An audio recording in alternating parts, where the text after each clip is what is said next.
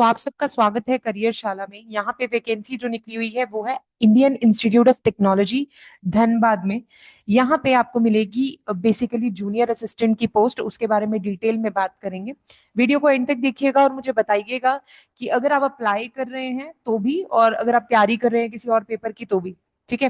तो चलिए बच्चा पार्टी एक बार चेक ऑन कर लेते हैं कि यहाँ पे जो बेसिकली आईआईटी है, आईआईटी धनबाद है, उसने निकाली है एक और वैकेंसी है। दोनों के बारे में बात करेंगे और दोनों ग्रेजुएशन से रिलेटेड वैकेंसीज हैं। जो आईआईटी की बात करते हैं तो आईआईटी में जूनियर असिस्टेंट की पोस्टें निकली हैं जो कि यूआर की पोस्ट है। यूआर की पोस्ट है और यूआर की 10 पोस्टें निकली हैं। सीएसटी की 4 पोस्ट और एक पोस्ट निकली है। टोटल अप्रोक्सीमेटली 19 पोस्ट हैं। टोटल वैकेंसीज इंक्रीज हो सकती हैं। तो यहाँ पे अगर आप अप्लाई कर रहे हैं तो वैकेंसी कम है, बट जो बच्चे वहां रहते हैं वहां पास में है तो उनके लिए वैकेंसी अच्छी है। So same happens for the next one also, जो पास में है उनके लिए वैकेंसी ठीक है। तो यहाँ पे आपके पास बेसिकली वैकेंसी है और इसके अंदर आपको चाहिए क्या, आपकी जो क्वालिफिकेशन है वो क्या है वो देख लीजिए। अगर बात करें क्वालिफिकेशन की, बैचलर डिग्री चाहिए किसी भी उसमें और 55% मार्क्स ही मांगे हुए हैं।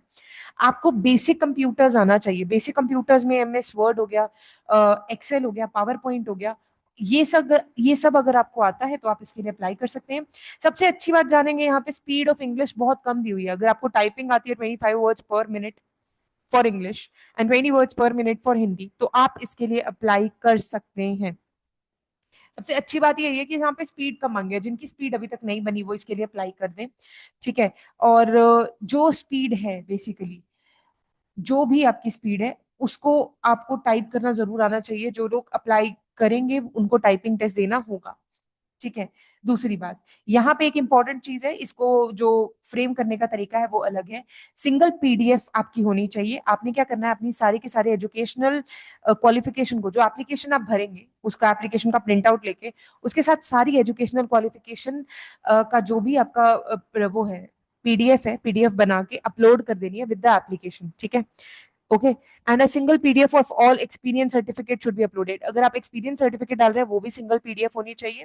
Applicant must possess the essential qualification, non possession may not be required. अगर इन तीनों में से कोई भी चीज आपको नहीं आती है तो इसके लिए अप्लाई मत कीजिए। अगर इन तीनों में से कुछ भी आपको नहीं आता है या किसी भी चीज में आप एलिजिबल नहीं है तो आप उसके लिए अप्लाई मत कीजिए। ठीक है। जनरल इंस्ट्रक्शन ऑफ कैंडिडेट्स की अगर बात करते हैं तो वो बेसिक इंस्ट्रक्शन है जो सबको दी जाती है। ठीक है। रजिस्ट्रेशन करना है आपको, आपको SC ST के जो भी आपके एज रिलैक्सेशन है वो सब मिलेगा। ठीक है। Closing date of the submission of application, last date consider होगी कट ऑफ की। एक सेकेंड।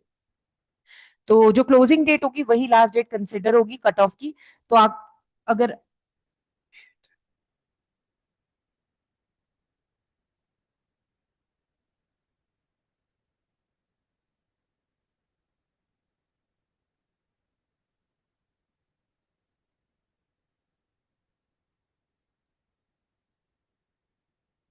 ठीक है, तो जो क्लोजिंग डेट होगी वही आपकी लास्ट कट ऑफ की डेट कंसिडर होगी एजुकेशनल क्वालिफिकेशन एक्सपीरियंस सबके लिए।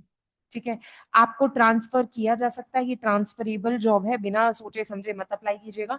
ट्रांसफरेबल जॉब है। एक एक पॉइंट को ध्यान से पढ़ा कीजिए जब भी आप किसी जॉब के लिए अप्लाई कर रहे हैं। ठीक है। ट्रांसफरेबल जॉब है, ये चीज याद रखिएगा। और आपके पास जो भी आपके सर्टिफिकेट हैं, देखिए ये डेट दी हुई है 1/4/2025 तक के होने चाहिए, तभी आप इसके लिए अप्लाई कर सकते हैं। ठीक है। और प्रीलिमिनरी आपका जो होगा, solid short listing shall be made on the basis of essential qualification mention in the advertisement. कोई पेपर नहीं, पहली जो आपकी वो होगी प्री लिस्टिंग होगी वो आपकी क्वालिफिकेशन के हिसाब से होगी। ठीक है। Large number of application receive होंगे तो फिर वो डिफरेंट तरीके से होगा handle. And final selection will be on the basis of performance of the shortlisted candidates. Performance, performance यानी कि आपकी जो परफॉर्मेंस टेस्ट में होगी, टाइपिंग टेस्ट दिया जाएगा उसके अंदर जो आपकी परफॉर्मेंस होगी उसके हिसाब से होगी ये। ठीक है। तो ये ध्यान रखिएगा। तो प्रीलिमिनरी शॉर्ट जो आपकी प्रीलिमिनरी शॉर्टलिस्टिंग है वो कैंडिडेट के on the basis of educational qualification ही होने वाली है। सो ज्यादा कुछ है नहीं पेपर वगैरह का इसमें, तो आप प्लीज इसको ध्यान से भर दीजिएगा। आपकी फीस जो रहेगी वो 500 रुपीज रहेगी। ₹500 रहेगी। एसबीआई कलेक्ट पे जाके, जिसको नहीं आता वो मुझे मेंशन कर देगा कमेंट सेक्शन में, मैं एक बार बता दूंगी ग्रुप के अंदर। तो ये नॉन रिफंडेबल ₹500 आपकी फीस रहेगी। ये बच्चों को वैसे पता होगा, बट नहीं पता, नहीं आ रहा समझ तो मेरे से पूछ लीजिएगा। आपको ऑनलाइन एसबीआई की साइट पे जाके फीस को सबमिट करना है, ठीक है। एप्लीकेशन जो है is required to be submitted online latest by 26 October. तो 26 अक्टूबर तक आपकी एप्लीकेशन सबमिट हो जानी चाहिए। तो application received after closing dates and incomplete application will not be considered. वो आपको भी पता है कि इनकम्प्लीट एप्लीकेशन कंसिडर नहीं होगी, और आपको एप्लीकेशन टाइम से पहले भेज देनी है, ठीक है। तो जिस भी पोस्ट के लिए आप अप्लाई कर रहे हैं, जैसे आप असिस्टेंट की पोस्ट के लिए अप्लाई कर रहे हैं, तो बस ध्यान रखिएगा, अगर आप किसी बॉडी में ऑलरेडी काम कर रहे हैं और शिफ्ट करना चाहते हैं, तो आपके पास एनओसी होना बहुत जरूरी है। तो ये थी बेसिक डिटेल्स। बाकी ये रहा इसका फॉर्म, अगर आप भरना चाहते हैं तो ये इसका रिक्रूटमेंट है। आप यहाँ से साइट चेक कर सकते हैं। तो ये बेसिकली आप यहाँ पे फिल करके अपना फॉर्म अप्लाई कर सकते हैं 26 अक्टूबर से पहले, ठीक है। सीट्स कम है, जो लोग लोकल रहते हैं वो अप्लाई करें तो बेहतर है। दूसरी हम आने वाले हैं office of district and session जज जालंधर। पब्लिक नोटिस इनकी तरफ से क्लर्क का निकले अडॉक बेसिस पे, पहले बता दूं तो रेगुलर होने में अभी टाइम है। तो अडॉक बेसिस पे अगर कोई जालंधर में रहता है या आसपास रहता है जिसको जॉब की बहुत जरूरत है, वो इसके लिए अप्लाई कर सकते हैं। Candidate should possess a bachelor degree of art science, और बैचलर अगर आपके पास है तो आप इसके लिए अप्लाई कर सकते हैं। बस ये याद रखिए, पंजाबी इज मैंडेटरी, ठीक है। और कंप्यूटर एप्लीकेशंस आपको आती हैं, तो अगर आप किसी जॉब के लिए अप्लाई भी कर रहे हैं या तैयारी कर रहे हैं, तो आपके लिए जॉब अच्छी है। बिकॉज मेरे हिसाब से अगर हम तैयारी भी कर रहे होते हैं, एक पॉकेट मनी आती रहनी चाहिए ताकि हमारा कॉन्फिडेंस बना रहे। तो आप इसके लिए अप्लाई कर सकते हैं। इसका एग्जाम होगा जिसके अंदर 50 मार्क्स की इंग्लिश कॉम्पोजिशन होगी और जर्नल नॉलेज होगी। तो आप इसको सिर्फ पास पास करना है, ज्यादा कुछ है नहीं, ठीक है। आपकी जो एज है वो कंसिडर होगी 18 to 37, सो बहुत लोगों के लिए चांस है। तो ये देख लीजिएगा 1125 को पंजाब गवर्नमेंट की तरफ से ये रूल्स हैं कि 37 ईयर्स तक आपकी एज कंसिडर होगी। तो आप इसके लिए अप्लाई कर सकते हैं, ठीक है। और इसका जो वेन्यू रहेगा, शेड्यूल ऑफ द टेस्ट मैं वैसे बता दूं, ये आपको एक ही बार सेंड होगा आपकी ईमेल आईडी के ऊपर, ठीक है। और जलंधर में ही रहेगा, जलंधर में ही रहेगा। नंबर ऑफ वैकेंसीज इंक्रीज और डिक्रीज हो सकती हैं। जर्नल कैटेगरी की जो पोस्टें हैं, post of reserve category will be offer to general category in case of suitable candidates. अगर सूटेबल कैंडिडेट्स मिल जाता है तो जर्नल को मिल जाएगी, ठीक है। Application on the prescribe proforma, proforma मैं आपको दिखा देती हूँ। तो आपको एप्लीकेशन उसको फिल करके भेजना है, ठीक है। कंप्लीट प्रिस्क्रिप्शन के साथ आपको उसको भेजना है, तो आप वो फिल ऑन करके सेंड कर सकते हैं। नीचे ही इसका परफॉर्मा भी है, ठीक है। एप्लीकेशन पर फॉर्म आपका दिया हुआ है ये सारा का सारा।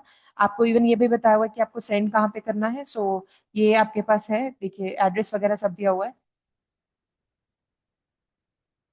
तो आप ये चेक कर लीजिए। ये सारा एप्लीकेशन का परफॉर्मा है जो आपको सेंड करना है, डेट वगैरह करके पूरा प्रिंट आउट निकाल के आपको इसके साथ डॉक्यूमेंट्स वगैरह अटैच करने हैं, and you have to send it. So आप अगर इसके लिए अप्लाई करना चाहते हैं तो ये रहा परफॉर्मा, ये चीज रही। और डिक्लेरेशन के साथ आप इसको फिल करके सेंड ऑन कर सकते हैं। इसकी जो लास्ट डेट रहेगी वो 3 अक्टूबर है। देखिए थोड़ा जल्दी है, मतलब एक ही दिन रह गया है, बट अगर आप भरना चाहते हैं तो आप इसको फिल ऑन कर सकते हैं, ठीक है। All the very best.